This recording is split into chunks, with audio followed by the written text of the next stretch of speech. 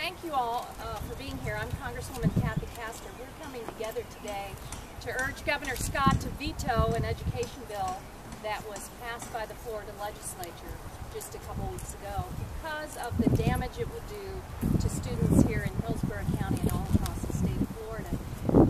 We've got some outstanding leaders and advocates here. I'd like to go down the line first and have everyone introduce themselves, and then we're going to have Representative Sean Shaw speak, and Superintendent Eakins, and our new PTA president as well.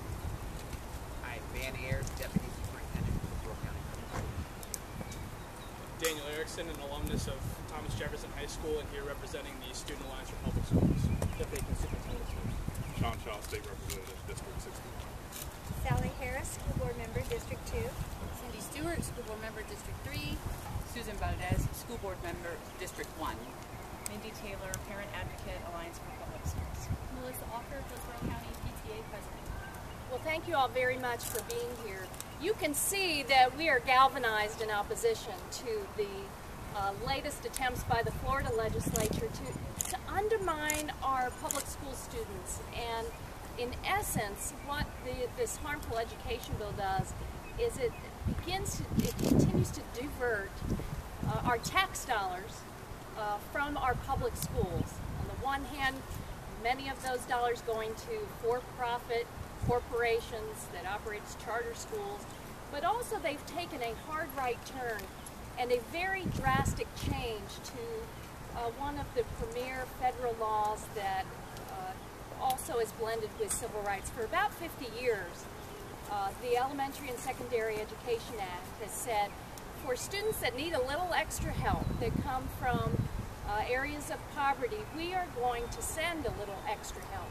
And the state of Florida receives about $700 to $775 million in Title I dollars. The school district of Hillsborough County receives about $60 million that is targeted to the schools and students that need it the most.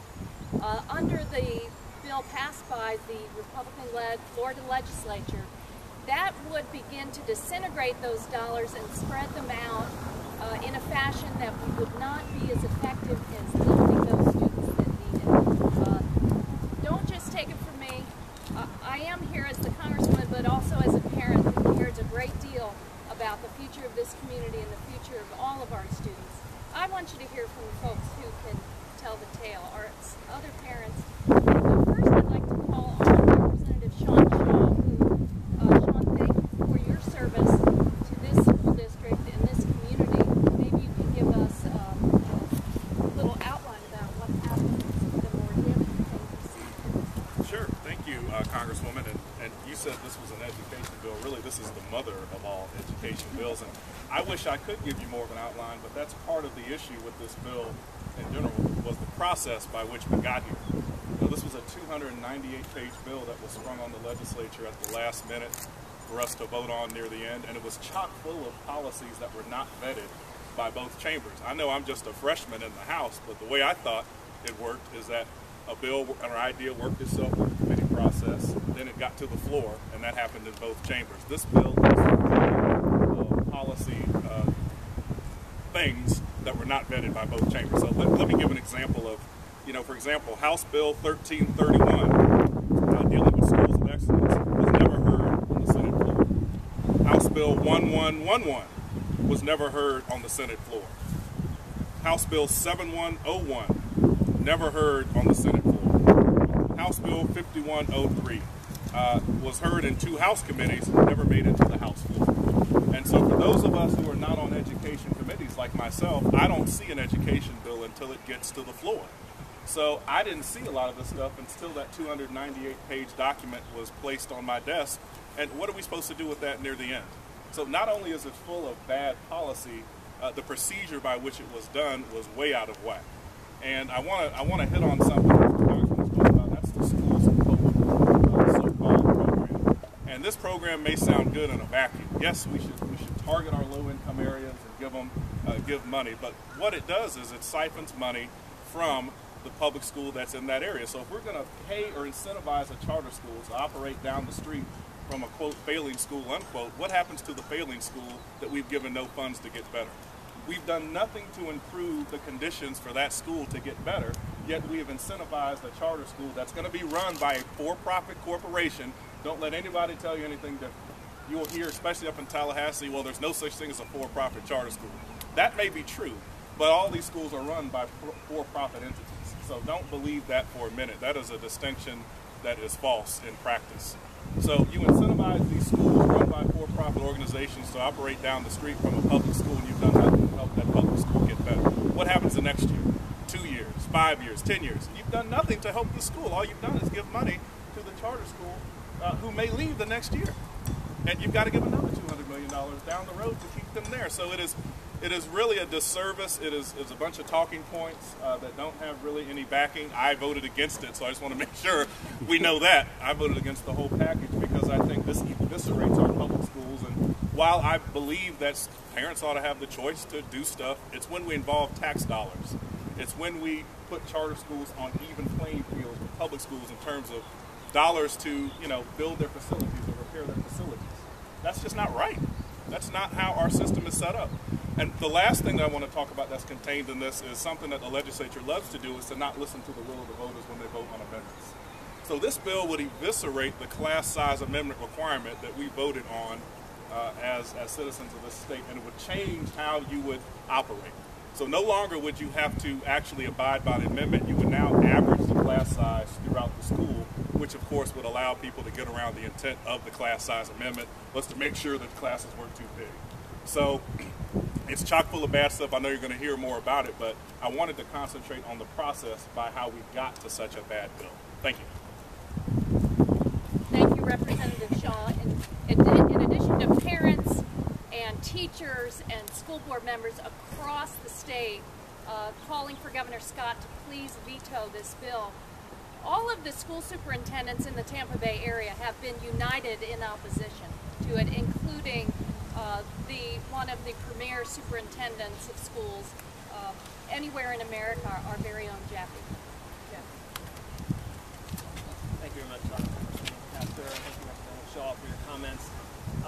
And I would say ditto, ditto, ditto to a lot of what they said, because obviously Representative Shaw was there and saw the process, if that's what you want to call it. But I'm here to talk to you about the impact, because what you need to know is when you have a poor process that's put in place, and therefore poor policies that are ultimately passed, that has an impact on our students.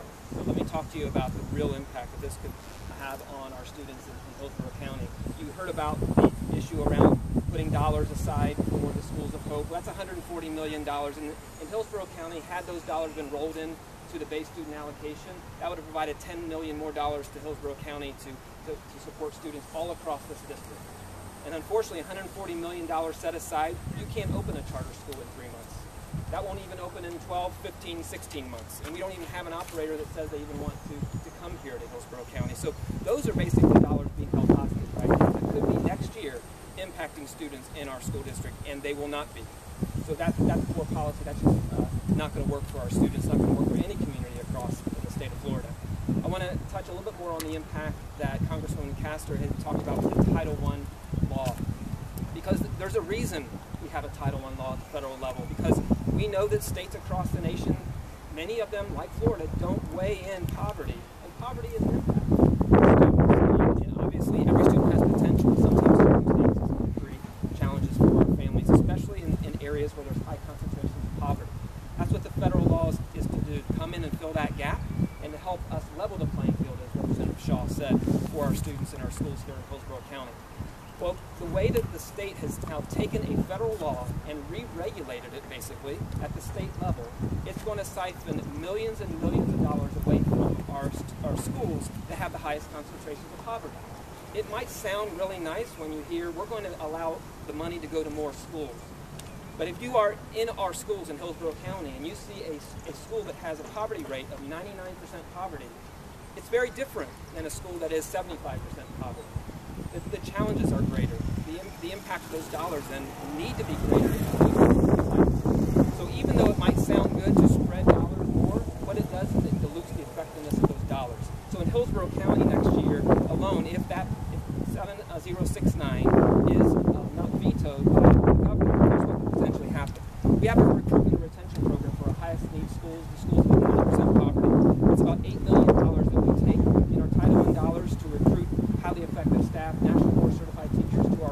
to our schools who need them the most. That's $8 million that we will not be able to use for in that particular program. We hire additional academic coaches, psychological services, social work services, to try to lift up our students academically, some of the challenges they may face in their homes. Those services are basically purchased with Title I dollars on top of the allocations that we give to schools. Extended year programs that we set money aside will no longer be able to be provided with our Title I schools. I mean, I can list you over and over again the issues that that will impact our schools. It totals to about $15 million right now going to our highest need schools that will not be able to go to those schools next year if this is not vetoed by the governor. So our board is encouraging a veto. We know what the impact is going to be. It's going to be real. It's going to be for our kids, for our schools and our communities who need these dollars the most.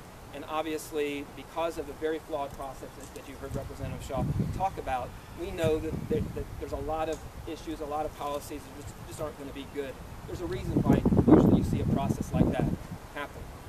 It's most likely because there's things inside of it that people don't want to hear much about. And so you saw that play out in front of you in the state of Florida, and we know that we can't operate like that locally. We're supposed to operate in the sunshine, we're supposed to be open, we're supposed to be transparent in how we deal with issues. Obviously that did not happen, and we know that the governor needs to do the right thing in vetoing 7069. Thank you. Thank you, Superintendent. You know, politicians in Tallahassee often give great lip service to local control of our schools. Well, then I hope Governor Scott will also listen to our local school board members and superintendents and leaders about the need that the teachers in the classroom and the folks here in Hillsborough County know best. And there's no better representative than to have the Florida Parent-Teacher Association president here, Melissa Auker. Melissa, will you give us the view from your board? And congratulations on your election. As everybody said here today, we're all on the same page. This is not a good bill for our students. It's certainly not going to be a good bill in one student's to fruition, which is what we're trying to fight against. For those who don't know, PTA has been advocating and committed to child advocacy for the last 12 years. Florida PTA is a social funded on parental engagement. These programs are vital to the success of not only our students, but our schools.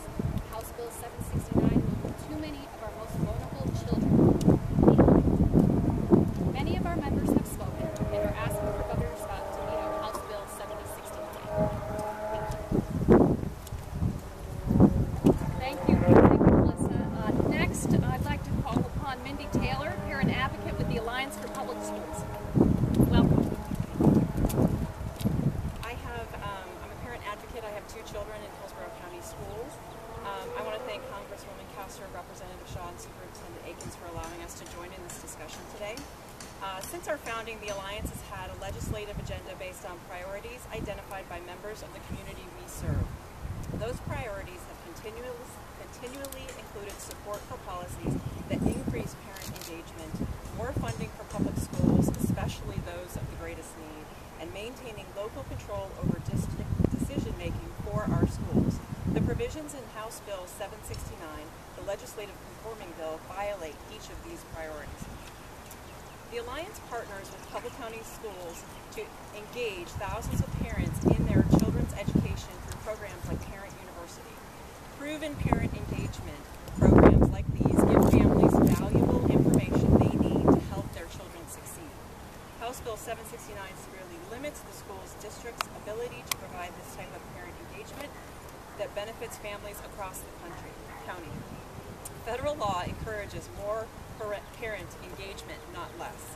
We oppose the state's plan to dictate how districts can use precious federal resources intended for our neediest schools. Local elected school boards, district superintendents, and staff understand our community and have a unique district-wide perspective.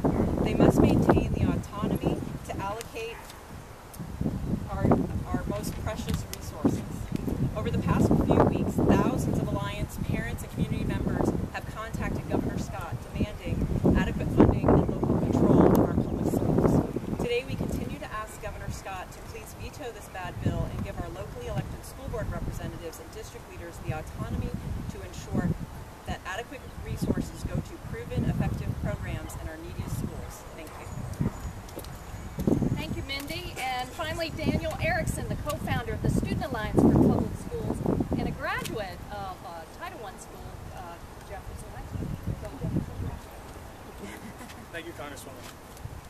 My name is Daniel Erickson, and I'm one of the founders of the Student Alliance for Public Schools.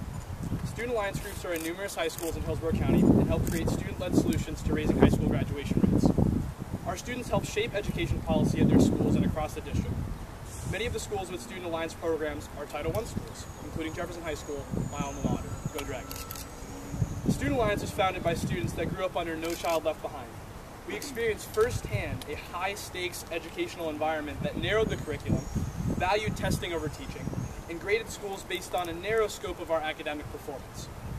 So as students, we were hopeful that the Every Student Succeeds Act would bring much-needed sanity to education policy. Sadly, that has not been the case this legislative session in Tallahassee.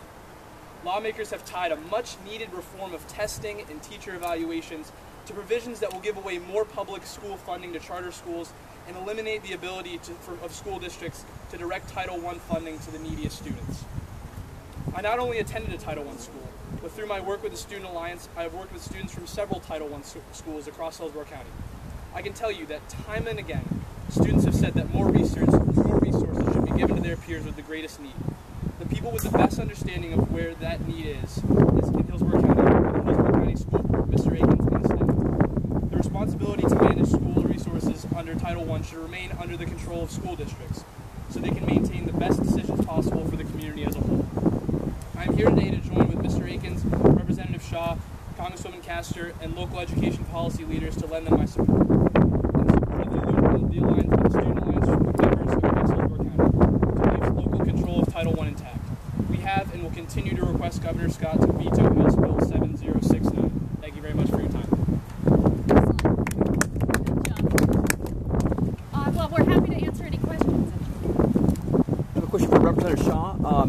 If the governor does veto this, do you need to get back together and then drop a new education bill? How's this going to work? That's a good question. Again, I told you, this was dropped on our lap at the last minute. So I believe that there are so many things that are a priority of leadership that if this is vetoed, I have a suspicion that we will be called back to deal with it. Question for Superintendent Aiken. Can you give us a scale of the cuts? For example, I've heard there are places like Broward Elementary where they don't have enough money for toilet paper. Can you give us that? Well, obviously our base student allocation allows us to have budgets for all of our schools. Certainly, our Title I funds go to support the academic needs of our students in our classrooms, and that is what's going to help every one of our students, whether they're Broward Elementary or other elementaries, middle schools, or high schools across our community, overcome some of the challenges that they're facing right now in their lives. And so in order to do that, we need the flexibility locally to know how to best appropriate our dollars where the needs are the most. And when you see a state body come in and re-regulate a law that now gives us greater flexibility to use our resources, to now tie our hands to use them specifically in a way that they prescribe, that's bad policy, and that doesn't support the needs of our kids. So we have to make sure that we direct the dollars where they need it the most.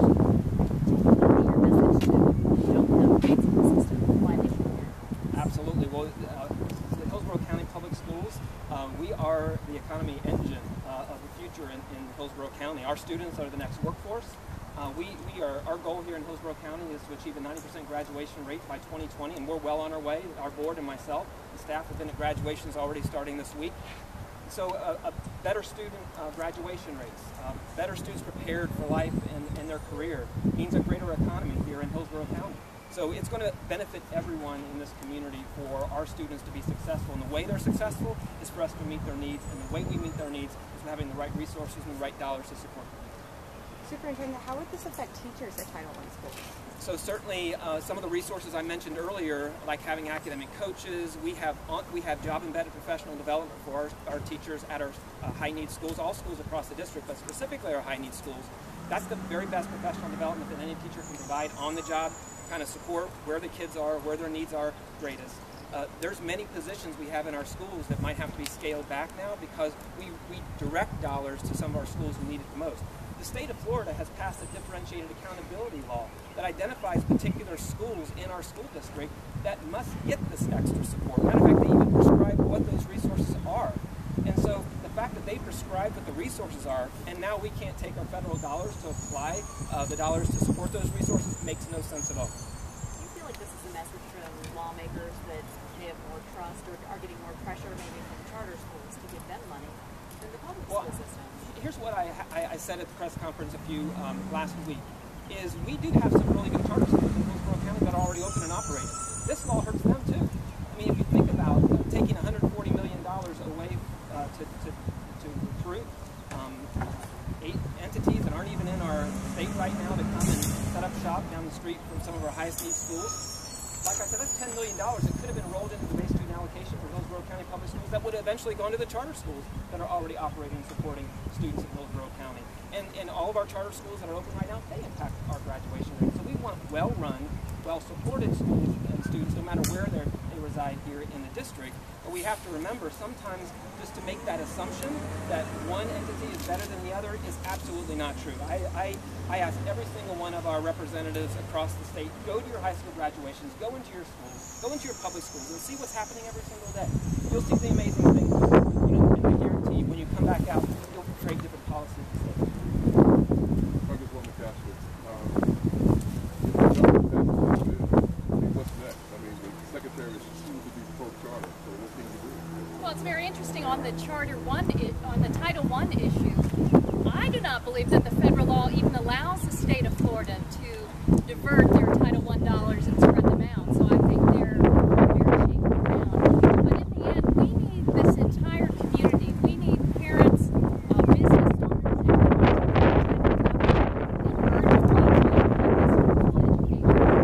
and secondly, we need parents and business owners and all of us to stand up for our public schools. They are the economic foundation, the foundation of success in this community. Stop diverting our public tax dollars to for-profit charter schools. If your child has been sitting in a classroom this year and the air conditioning hasn't worked, or the roof is leaking, or the track needs to be fixed, it's largely because the state legislature over the past few years has abdicated their responsibility to support our public schools. And now is the time for parents to be motivated and stand up for their kids. I want to thank everyone for being here. Thank you, Representative Shaw, for joining the battle in Tallahassee. Thank you to Superintendent Eakins and all of our advocates and school board members. Now we're counting on the community to stand up and contact Governor Scott Turgenevo and contact your state legislators to tell them our public schools